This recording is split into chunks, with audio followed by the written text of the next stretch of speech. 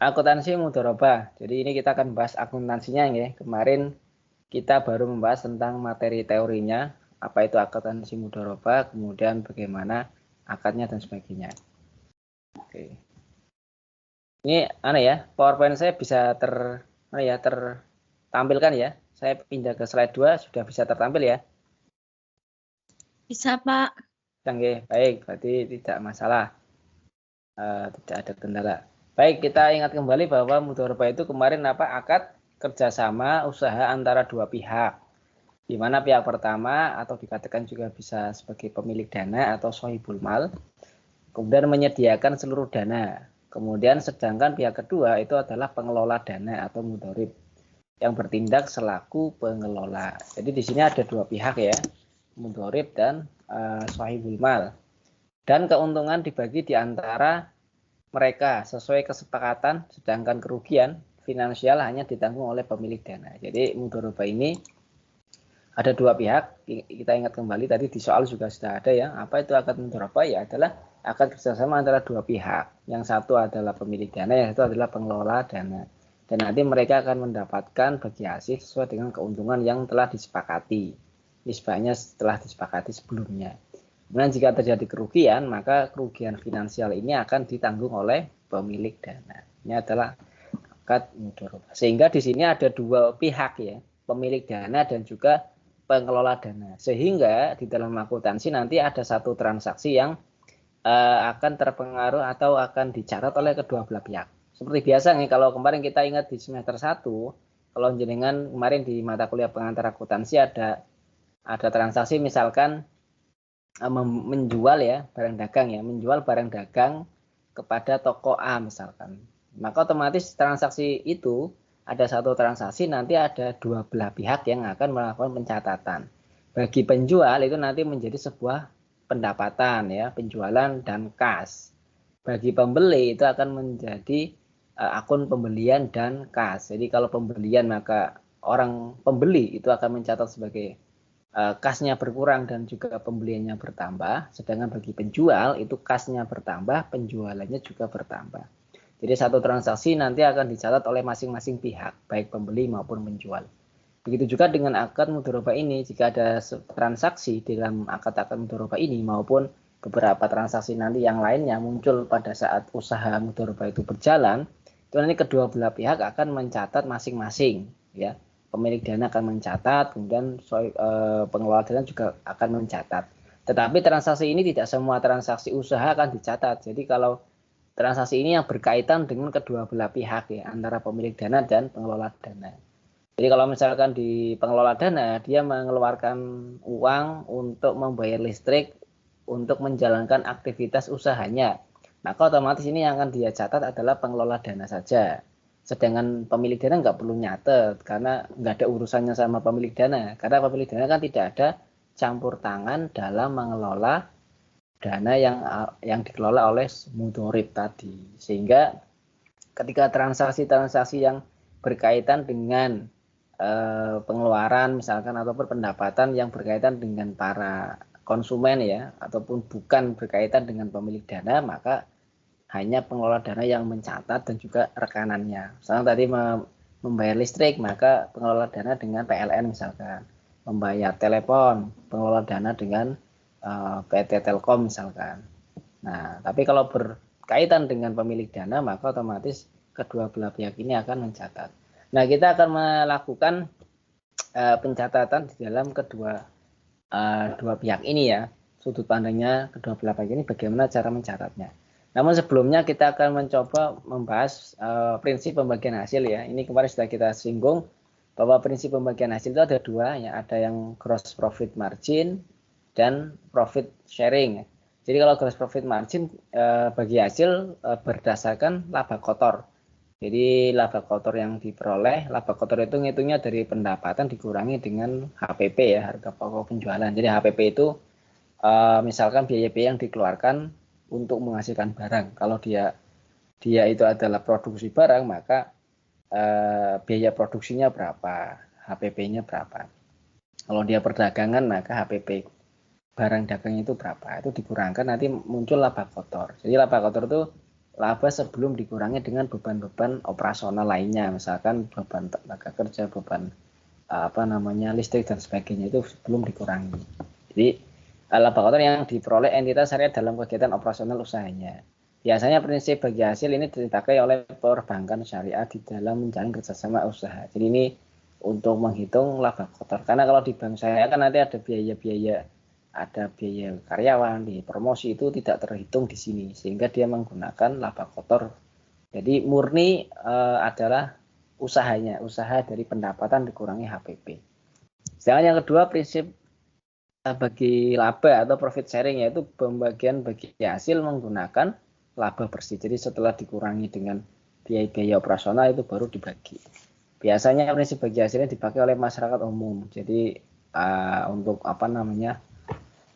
masyarakat umum antar orang pribadi ya, pihak-pihak misal pribadi-pribadi orang, biasanya pakai ini. Kemudian bagaimana cara hitungnya? Ini sebagai contoh, ada laporan laba rugi dari sebuah usaha ya, penjualannya 1 juta, kemudian HPP-nya 650.000. Maka dikurangi penjualan kurangi HPP sama dengan laba kotor 350.000. Kemudian biaya-biaya lain-lain, biaya-biaya ini adalah mungkin mencakup biaya-biaya operasional ya, itu 250, sehingga laba bersihnya, ini laba bersih bukan laba rugi, laba bersih itu adalah 100.000. Nah, kalau dengan data ini, apabila disepakati cara bagi hasilnya itu pakai yang mana, misalkan dengan profit sharing, maka metode profit sharingnya dengan nisbah, misalkan pemilik 30, pengelola 70, maka tinggal pemilik 30% dikalikan 100.000 sama dengan 30.000, kemudian pengelola 70% dikalikan 100.000 sama dengan 70.000. Jadi 100.000 ini diambil dari laba bersih, yaitu 100.000 ini laba bersihnya. Kemudian nisbahnya tinggal dikalikan saja, sehingga dari 100.000 ini 30.000 untuk pemilik, pengelolanya dapat 70.000. Ini jika dengan menggunakan profit sharing. Tapi kalau menggunakan gross profit margin itu nanti misalkan di sini di nisbahnya itu 10 dan 90 ya, pemilik 10, pengelola 90, maka pemiliknya hanya 10% kalikan 350 atau 35.000, sedangkan untuk pengelola 90% maka 315.000. Jadi pengalinya adalah laba kotornya. Untuk nisbahnya ini kan sesuai kesepakatan. Ini contohnya 10-90. Jadi bisa jadi berubah ya, berbeda. Yang penting pengalinya itu adalah laba kotor. Kalau yang profit margin, gross profit margin. Tapi kalau profit sharing yang dibagi itu adalah laba bersihnya. Ini hanya perbedaan ya. Oke, kemudian selanjutnya bagi hasil untuk akad mudharabah mustarokah. Jadi kemarin kan kita ada jenis-jenis akad ada 3 ya. Akad mudharabah 3, ada mutlaqah, ada muqayyadah, sama mustarokah, di mana mustarokah ini campuran ya antara mudharabah dengan musyarakah, di mana kalau musyarakah itu kan resiko dibagi 2 ya. Nah, ini di sini sama ya. Contoh, ini contoh perhitungan bagi hasil. Bapak A menginvestasikan uang sebesar 2 juta untuk usaha laundry yang dimiliki Bapak B dengan akad mudharabah dengan nisbah A banding A, yaitu 1:3. Jadi antara A dan B itu nisbahnya 1:3. A menginvestasikan uang sebagai 2 juta, maka A sebagai sohibul mal, kemudian B sebagai mudharibnya. Nah, setelah berjalannya waktu, misalkan sudah berjalan selama 2 minggu misalkan ya, setelah berjalan waktu 2 minggu atau mungkin beberapa bulan ya, ternyata butuh tambahan dana. Jadi untuk mungkin menambah alat-alat ya atau perlengkapan untuk bisnis ini, maka diperlukan tambahan dana. Nah, ternyata atas persetujuan Bapak A, Bapak B ikut investasi. Jadi si Bapak B ini selaku pengelola itu juga ingin ikut investasi. Akhirnya dia bilang sama Bapak A, Pak, saya ingin investasi juga dong misalkan. Jadi harus sepakati ya, harus Bapak A menyetujui, mengizinkan selaku pengelola, selaku pemilik dana, apakah mengizinkan ditambah dana dari pihak lain. Harus izin dulu. Kalau misalkan diizinkan maka boleh. Maka Bapak B investasi 500.000 dengan akad mudharabah mustarokah. Jadi dia nanti nambah 500 atas dana dia kepada usaha ini dengan akad mudharabah musyarakah atau musyarakah. Usaha mendapatkan laba di bulan Januari sebesar 1 juta. Nah, misalkan setelah berjalan dapat tambahan dana 500 dari Bapak B, itu ternyata mendapat setelah itu dapat laba misalkan. Dapat laba bersih 1 juta. Nah, bagi hasilnya bagaimana? Nah, ini. Nah, di sini di dalam beberapa referensi ada dua alternatif perhitungan ya. Sama sebenarnya perhitungannya, caranya berbeda, cuman hasilnya nanti sama. Alternatif yang pertama, Bapak ya, bagi hasil keuntungan.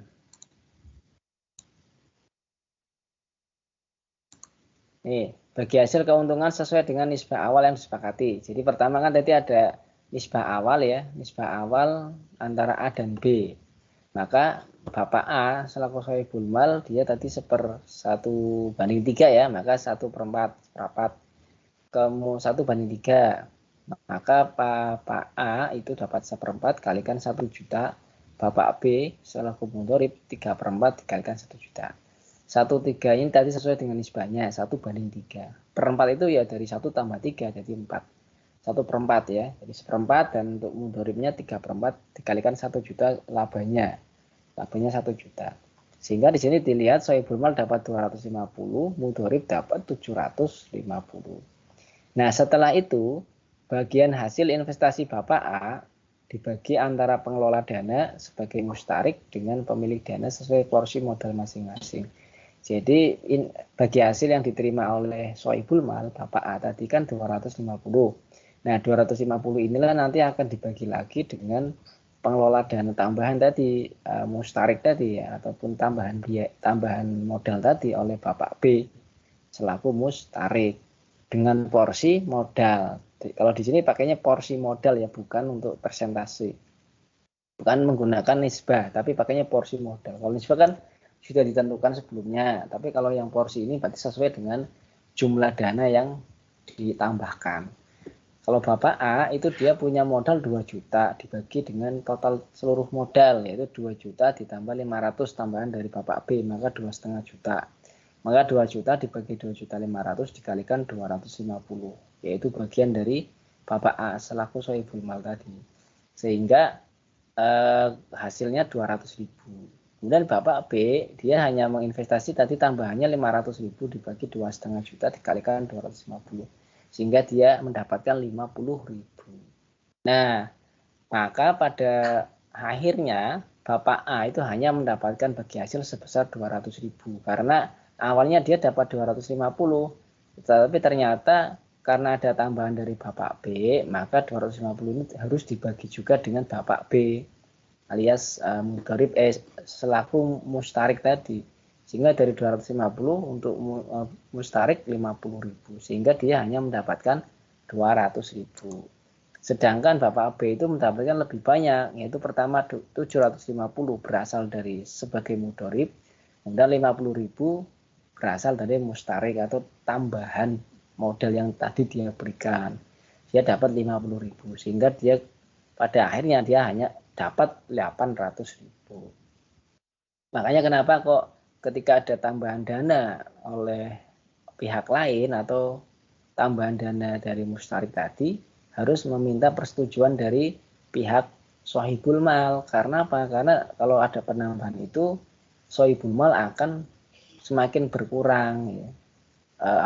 Presentasinya akan berkurang bagi hasilnya. Makanya dia karena seandainya tidak ada tambahan dana ini ya, seandainya tidak ada tambahan dana 500.000, maka Bapak A selaku sahibul mal akan mendapatkan 250.000. Tapi karena ada tambahan dana, maka dia perlu dibagi lagi dengan mustarik sehingga 50.000 lebih kecil ya, 50.000 dikurangi.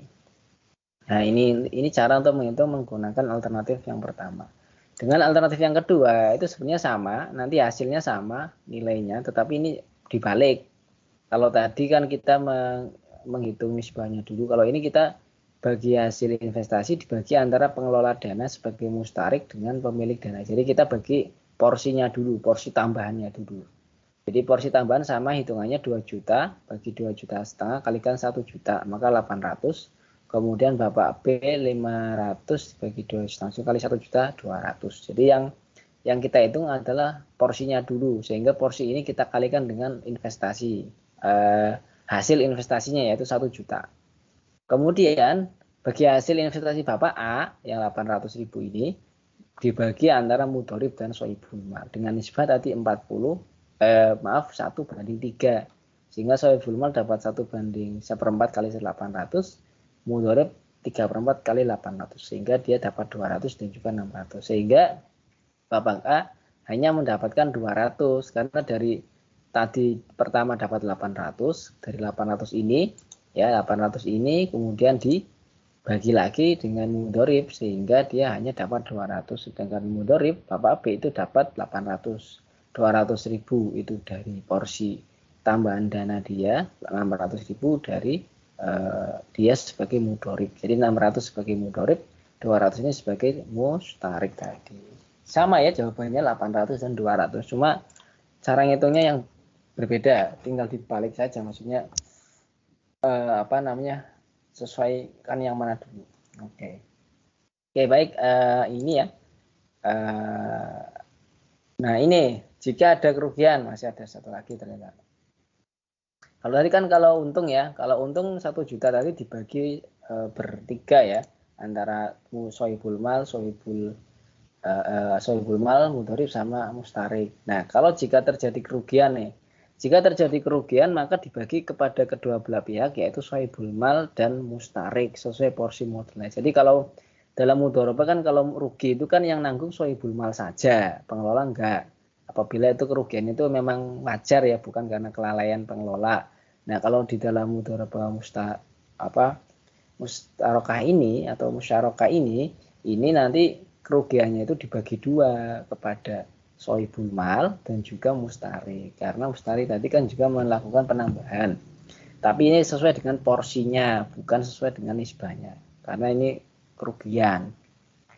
Maka misalkan rugi 400.000, maka tinggal 2 juta modalnya si A dibagi total modal dikalikan 500, mungkin 500.000 bukan 400 ya, 500.000 misalkan ruginya.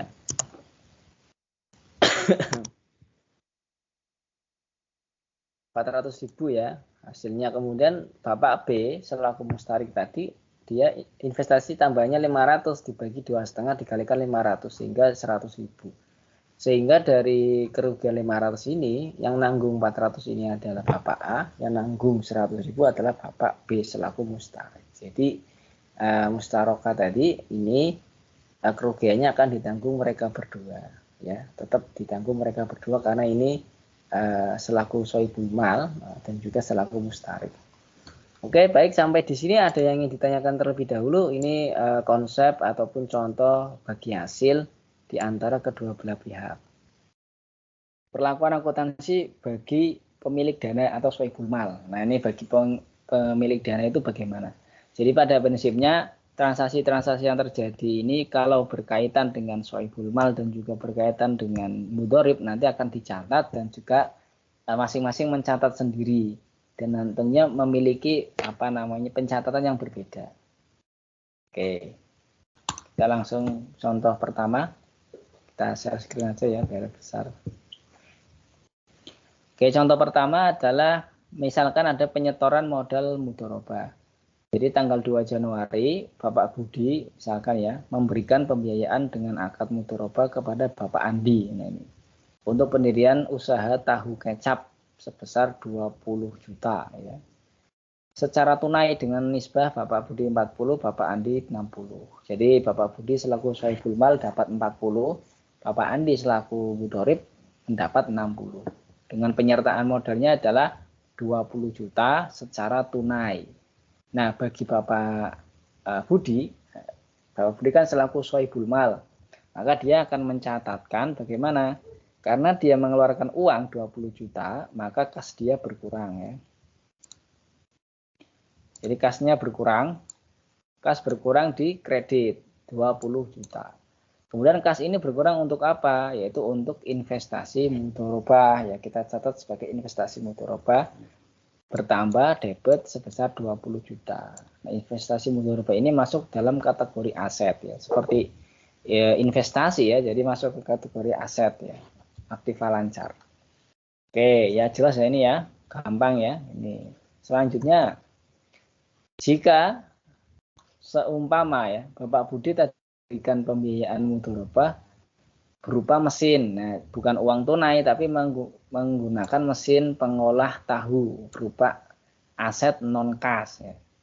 Di mana aset non kas ini berupa mesin pengolah tahu, di dalam pencatatannya atau dalam nilai bukunya itu adalah nilainya 18 juta. Dan pada saat pembiayaan disepakati dan serah terima, nilai wajar dari mesin pengolah tahu itu ternyata 20 juta. Jadi ketika Bapak Budi di dalam pembukuannya Bapak Budi itu mencatat mesin pengolah tahu itu nilainya 18 juta, ternyata setelah mau diserah terimakan, setelah dilihat di pasar ya, setelah dinilai mesin itu secara fisik, ternyata nilai wajarnya itu 20 juta. Artinya lebih banyak ya, lebih tinggi dari pembukuannya. Maka pencatatannya bagaimana? Nah, karena di sini yang digunakan itu adalah nilai yang disepakati. Nilai yang disepakati itu adalah nilai yang berasalkan nilai wajarnya pada saat serah terima mesin tersebut, sehingga kita menggunakan angka 20 juta. Sehingga Bapak Budi akan mencatatkan sebagai investasi mudharabah bertambah di debit sebesar 20 juta. Kemudian dari penambahan investasi ini, dia kan tadi menyerahkan mesin ya, mesin ini ya kita serahkan ke Bapak Andi ya selaku mudharib, maka mesin ini ataupun aset non kas ini akan berkurang, sehingga berkurangnya di kredit senilai 18 juta sesuai dengan nilai yang dicatat dalam pembukuannya 18 juta. Sehingga kan antara debit kredit tidak seimbang, selisih 2 juta ini. Nah, 2 juta inilah dicatat sebagai keuntungan tangguhan. Jadi ini keuntungan tangguhan karena ditangguhkan ya, belum diakui, masih ditangguhkan. Kenapa? Karena barangkali nanti pada saat perjalannya usaha itu mesin ini akan mengalami penurunan nilai. Maka kita dianggap keuntungan tangguhan bertambah 2 juta. Keuntungan tangguhan ini akan diamortisasi atau disesuaikan ya, atau disusutkan sesuai dengan jangka waktu akad mudharabah. Ini akan kita amortisasi. Nah, misalkan diamortisasi selama akad mudharabahnya, misalkan akadnya itu hanya 4 bulan. Maka setiap bulan dia harus diamortisasi, yaitu 2 juta tadi dibagi 4 bulan sehingga muncul angka 500.000. Setiap bulannya 500.000 ya. Di sini nanti keuntungan tangguhannya akan dikurangi 500, keuntungannya akan bertambah 500. Jadi ini baru diakui sebagai keuntungan 500 pada akhir bulan pertama sampai akhir bulan keempat. Nah, ini ya cara mencatatnya. Nah, misalkan ternyata nilainya itu lebih rendah dari nilai buku. Jadi nilai buku mesin pengolah tahu ini kalau di pembukuannya 20 juta oleh Pak Budi ya. Tapi ternyata setelah disepakati dan dihitung nilai wajarnya itu ternyata hanya 18 juta. Jadi lebih rendah. Nah, karena lebih rendah ini, maka tetap yang digunakan angka 18 juta ini, sehingga Pak Budi mencatatkannya 18 juta. Investasi mudharabahnya bertambah 18 juta. Kemudian asetnya berkurang 20 juta sesuai dengan pembukuannya si Bapak Budi ini, 20 juta ini ya, sesuai. Nah, ini 20 juta. Nah, selisihnya 2 juta ini menjadi apa? Menjadi kerugian. Karena apa? Karena kita nyatetnya 20, kemudian kita serahkan kepada Bapak Adi, ternyata nilainya hanya 18, sehingga 2 juta ini kita anggap sebagai kerugian. Otomatis kita langsung anggap sebagai kerugian. Karena tentu sudah jelas ya, yang kita gunakan adalah nilai wajar. Nah, ini contoh kedua. Nah, contoh kedua, jika ada penurunan nilai aset non kas. Nah, jadi misalkan pembiayaannya tadi menggunakan mesin pengolah tahu ya. Kemudian harga pembukuannya 20 juta. kemudian ada penurunan nilai menjadi 19.500.000. Itu bagaimana cara nyatatnya? Misalkan diinfokan ternyata nilainya turun. Maka jika penurunannya itu terjadi sebelum usaha dilakukan, ya sebelum usaha dilakukan, jadi setelah terima barang, setelah terima mesin dan mesin itu belum digunakan dan usahanya itu juga belum dimulai, tapi ternyata setelah itu ada informasi nilainya turun misalkan, setelah dinilai ulang misalkan ya, nilainya turun. Nah kalau nilainya turun ini maka penurunan nilai ini selisihnya ada 500.000 ini menjadi pengurang investasi mudharabah, ini berkurang, investasi mudharabahnya berkurang 500, kemudian kerugian investasi bertambah 500. Jadi intinya tadinya kita sudah nyatet ya, investasi mudharabahnya itu 20 juta, setelah kita catat ternyata nilainya turun ya, nilainya turun. Nah, setelah dihitung lagi nilainya turun.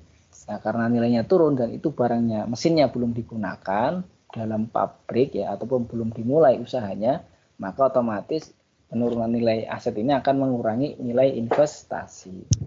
Tapi jika penurunannya ini terjadi setelah usaha dilakukan, jadi setelah digunakan 1 minggu, 2 minggu, mesinnya ada penurunan nilai, maka ini akan dimasukkan tetap sebagai kerugian investasi, tapi di sini masuknya ke penyisihan kerugian investasi bertambah senilai 500.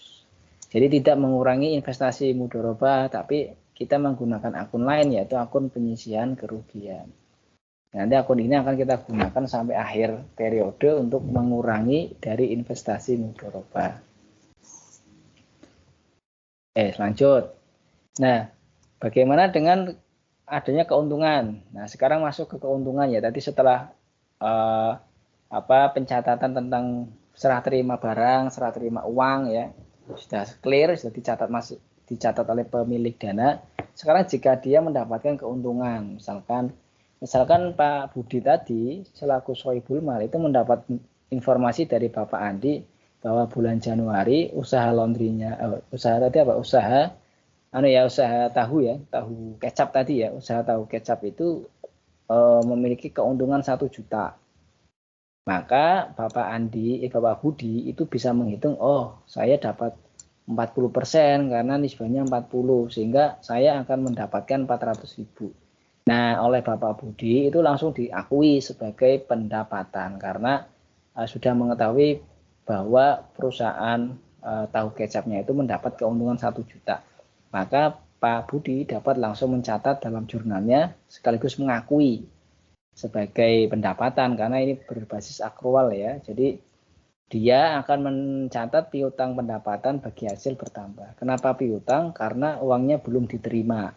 Jadi baru mengakui. Karena baru mengakui maka kita catatkan sebagai piutang. Kemudian pendapatan bagi hasil mudharabah bertambah 400.000. Nah, setelah kita nyatat ini, kemudian beberapa hari kemudian mungkin Pak Andi datang ke Pak Budi kemudian menyerahkan uangnya. Ini Bapak uang bagi hasilnya misalkan, atau uangnya ditransfer lah ya ke rekening misalkan. Maka otomatis Bapak Budi akan mencatat penambahan kas atau penambahan rekening bank ya, 400.000 di debit, kemudian kreditnya piutangnya itu berkurang karena tadi awalnya masih bertambah karena sudah dilunasi oleh Bapak Andi selaku mudharib, maka piutang ini akan berkurang ya, 400.000. Nah, ini adalah cara untuk mencatat keuntungan yang dilakukan oleh Sohibul Mal. Nah, sekarang kalau rugi gimana?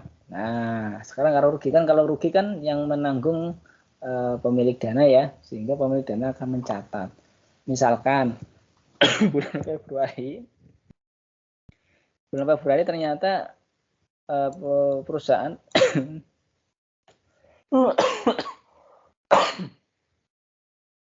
mengalami kerugian sebesar 200.000 nih. Nah, 200.000 ini nanti tidak langsung mengurangi investasi mudharabahnya, tapi kita menggunakan akun penyisihan kerugian investasi. Seperti tadi ya, penyisihan kerugian ini bertambah senilai 200.000 kredit, kemudian debitnya adalah kerugian investasi bertambah 200.000. Jadi kerugian-kerugian itu ditampung dalam akun kerugian investasi mudharabah. Kemudian sebagai akun penyeimbangnya itu adalah menggunakan akun penyisihan kerugian, bukan investasi mudharabah. Tapi pakainya penyisihan. Jadi nanti penyisihan ini akan digunakan supaya nilai awal dari mudharabah ini jelas. Jadi nanti nilai investasi mudharabah itu dari awal periode hingga akhir periode nilainya sama terus. Tapi nanti pada akhir periode akan dikontrakkan atau dikurangi. Ini penyisihan ini, akun penyisihan ini akan disajikan dengan akun kontra investasi mudharabah. Yang ini akan mengurangi investasi mudharabah pada saat kita membuat laporan penyajian investasi mudharabah. Ya, biar kita tahu bahwa nilai awal mudharabahnya itu tetap 20 juta terus sampai akhir ya. Nah, kita pakainya akun penyisihan. Kemudian, nah, misalkan bulan Maret masih batuk saya nih ya. Mohon maaf nih. Misalkan bulan Maret mendapatkan keuntungan 1 juta. Nah ini. Oke, 1 juta. Maka kerugian kita pada bulan Februari nanti akan kita jurnal balikkan ya.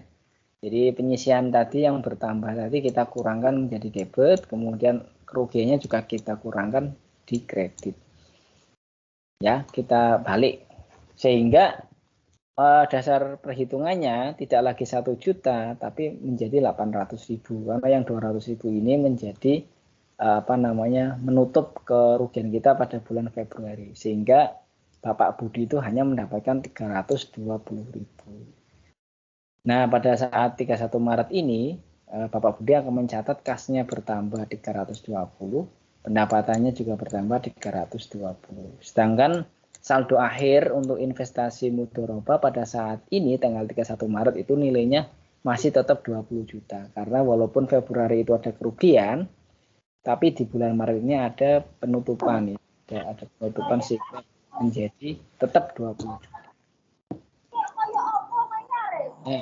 Sekarang akhir dari akad ini ya, setelah 4 bulan berlalu akad ini berakhir. Nah, ketika akad ini berakhir, maka dana pembiayaan ini kita kembalikan ya, atau kita berhak menerima selaku sohibul mal. Nah, pembiayaan ini diberikan dalam bentuk uang tunai. Nah, kebetulan sebagai contoh nih, kebetulan bulan April misalkan rugi lagi 200.000. Tadi kan bulan Januari untung 1 juta, bulan Februari rugi 200, bulan Maret untung lagi 1 juta. Nah, bulan April ini rugi lagi 200. Nah, karena rugi 200 dan ini sudah masa berakhir, tentu tidak dilakukan penutupan bulan berikutnya ya. Kerugian ini tidak ditutup bulan berikutnya karena sudah berakhir, sehingga tidak mungkin mendapatkan keuntungan lagi. Jika ini akan mengurangi dari investasi mudharabahnya. Maka karena ini adalah kerugian 200, maka yang akan diterima itu hanya 19.800.000. Sehingga Bapak Budi hanya menerima uang kas 19.800.000 debit, kreditnya itu adalah investasinya berkurang 200 juta ya. Ini berkurang investasinya. Sehingga ada selisih 200 ini apa? Yaitu penyisian kerugian. Penyisian kerugian. Kita menggunakan akun penyisian kerugian bertambah 200.000. Nah, sehingga setelah berakhirnya akad itu dan sudah dilakukan pencatatan jurnal, maka Pak Budi akan melakukan akan menyajikan laporan investasi ya. Investasi. Nih, nah ini dulu. Ini akan menyajikan laporan investasi.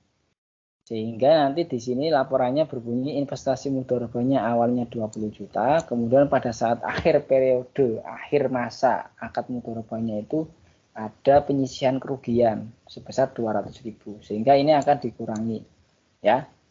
Di bulan April kan tadi ada kerugian 200, maka ini dikurangi 200. Sehingga investasi mudharabah bersihnya adalah 19.800.000. Inilah yang akan diterima sebagai pengembalian dana oleh sohibul mal. Ini namanya laporan penyajian investasi mudharabah. Kita kembali lagi yang ini. Nah, misalkan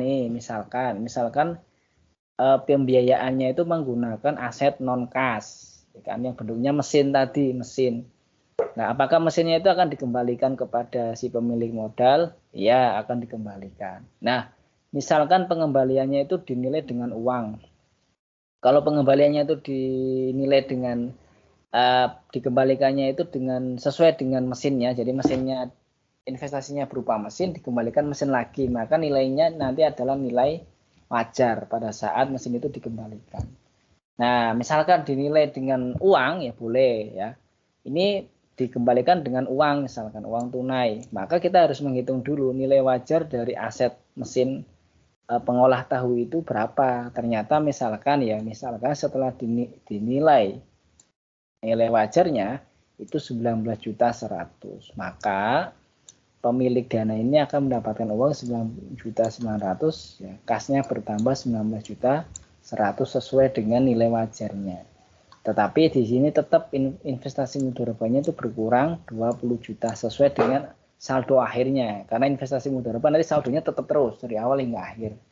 Nanti akan berubah ketika kita membuat laporan penyajiannya tadi ya, laporan penyajian investasinya nanti akan berubah.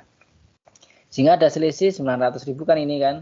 Nah, 900.000 dari mana saja? Ternyata dari 200.000 ini itu adalah kerugian, penyisian kerugian di bulan April tadi kan rugi 200, maka berkurang 200. Sehingga selisih 700 ini menjadi kerugian investasi. Ini kerugiannya bertambah, ini bertambah.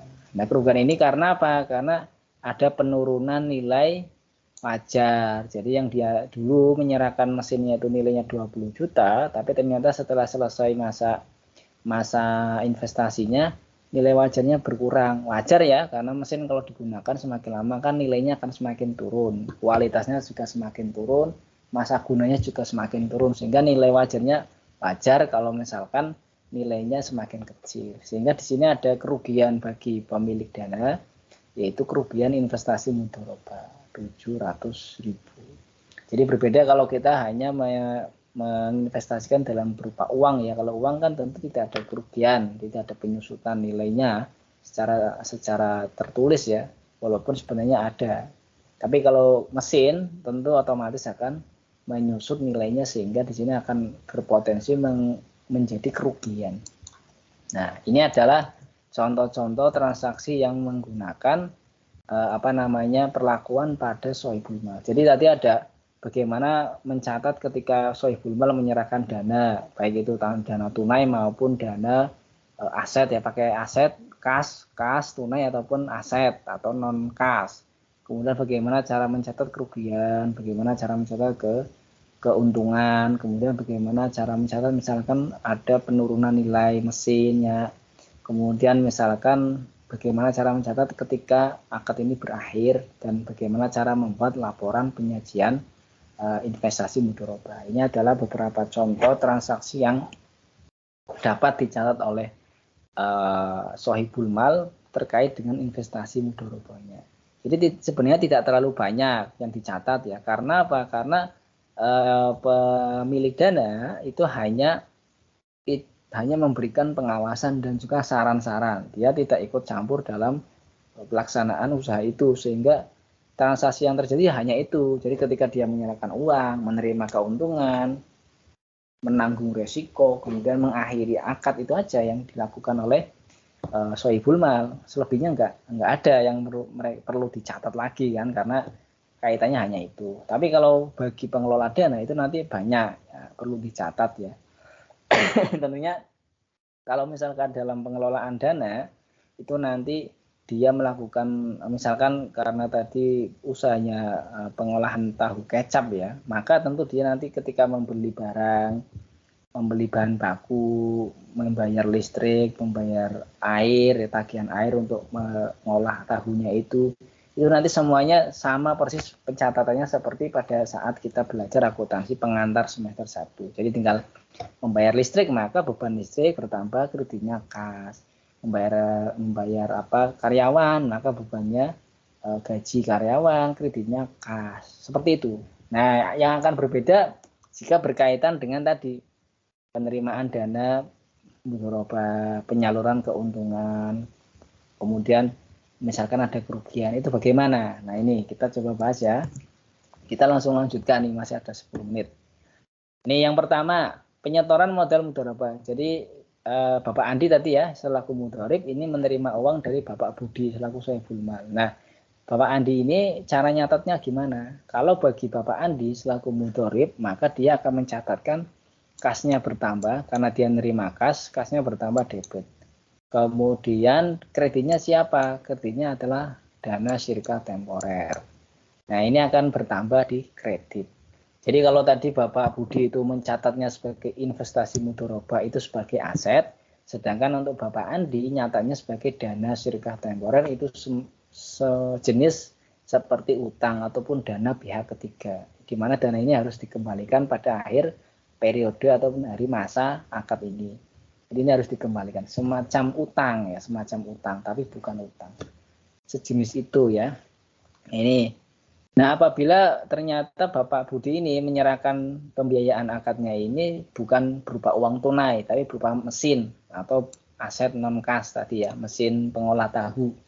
Maka dicatatnya sama ya, kita menggunakan akun dana syirka temporer, tapi nanti debitnya itu adalah aset non-kas atau mesin ya, bisa ini. Mesinnya bertambah 20 juta. Oke, ini ya caranya. Oke, kemudian lanjut. Nah, misalkan pencatatan keuntungan. Jadi tadi misalkan bulan Januari setelah berjalan selama 1 bulan, itu perusahaan mendapatkan keuntungan 1 juta. Pemilik dana mendapat 40%, pengelola dana 60%. Maka jurnalnya bagaimana? Nah, bagi pengelola dana, uang 1 juta ini akan menjadi beban.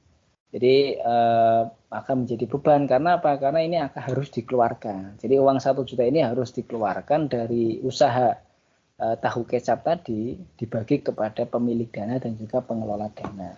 Sehingga di sini ketika kita mengetahui adanya keuntungan ini, maka perusahaan akan mencatat beban bagi hasil mudharabahnya bertambah, kemudian kreditnya utang bertambah di kredit. Kenapa utang? Karena memang ini belum dibayarkan dan ini wajib disalurkan, wajib dibayarkan sehingga ini menjadi kewajiban, menjadi utang. Sedangkan ini kenapa? Karena ini tentu akan lagi kancamu mbok lebone tasku no piye to? Ini menjadi beban ya. Oke, menjadi beban. Nah ketika misalkan dana ini 1 juta ini keuntungan itu dicatat, maka perusahaan akan mengeluarkan uang ya. Keuntungan itu dicatat, setelah dicatat sebagai beban dan utang, maka perusahaan ini akan mengeluarkan uangnya. Maka kasnya akan berkurang 1 juta ya. Kasnya akan berkurang 1 juta, kemudian utangnya akan berkurang 1 juta. Jadi uang itu keluar dan uang itu akan dibagi kepada sahibul mal 400.000 dan 600.000 untuk pengelola dana, yaitu Pak Andi ya selaku pengelola dana. Terus bagaimana kalau rugi? Nah, kalau rugi jelas ini menjadi tanggungan si pemilik dana ya. Tetapi di sini mudharib akan mencatatkan seperti ini. Jika bulan Februari tadi ada kerugian 200.000, maka di akhir bulan ini dia akan mencatat itisar laba rugi bertambah kredit 200.000, penyisian kerugian bertambah 200.000. Jadi di dalam kerugian ini tidak langsung mengurangi nilai dari investasi atau tidak langsung mengurangi dana syirka temporer, tapi di sini dikumpulkan dulu ataupun dimasukkan dulu ke dalam akun penyisian kerugian. Di mana nanti akun penyisian kerugian ini akan dikurangkan kepada dana syirka temporer nantinya pada akhir periode. Dan itisar laba rugi ini adalah akun bantu ya nanti untuk mengakumulasi akun kerugian ini.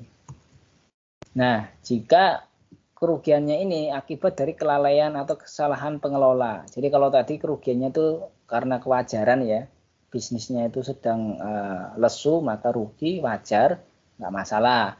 Tapi kalau ini kerugian ini diakibatkan oleh si pengelola itu. Jadi pengelola itu melakukan tindakan kekeliruan lah ya, sehingga lalai.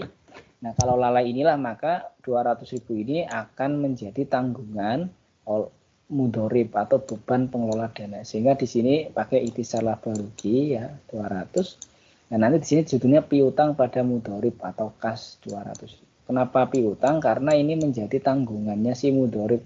Jadi nanti mudhorib wajib membayar 200.000 kepada usaha tahu kecap tadi.